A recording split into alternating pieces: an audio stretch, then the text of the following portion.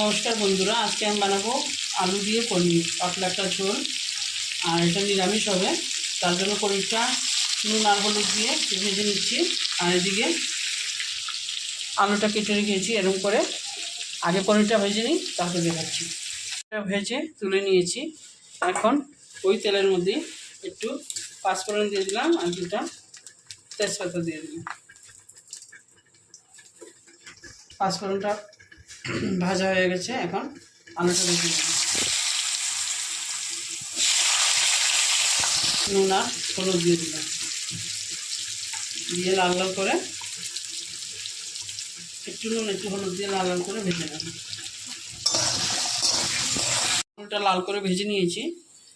এই যে বাটা মশলা, এখানে ধনিয়া আছে, জিরা আছে আর লঙ্কা আছে, দিয়ে কষিয়ে নেব।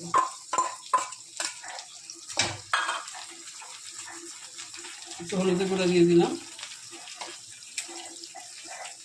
পরিমাণ মতো নুন দিয়ে দিলাম।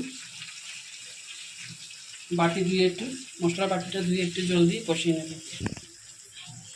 এই যে জলটা দিয়ে কষিয়ে নেব। মশলাটা ভালো মতো কষিয়ে নিয়েছি, এখন আদা বাটাটা দিয়ে দিলাম, একটু কষিয়ে নেবো, তারপর জল দেবো। মশলাটা কষিয়ে নিয়েছি ভালো মতো, এখন জল দিয়ে দেবো পরিমাণ মতো, যার যতটুকু জল লাগবে। ভালো মতো জাল তুলে নেব। ঠিক আছে, এখন পনিরটা দিয়ে একটু ভালো মতো ফুটিয়ে নেব। তারপর একটু চিনি আর গরম মশলা দিয়ে দেবো। চিনিটা দিয়ে দিলাম আর গরম মশলাটা দিয়ে দিলাম, দিয়ে ফুটিয়ে নেব। ব্যাস, তরকারিটা হয়ে গেছে। আমার তরকারিটা হয়ে গেছে। ভালো লাগলে অবশ্যই লাইক শেয়ার করবেন আর সাবস্ক্রাইব করবেন। Thank you.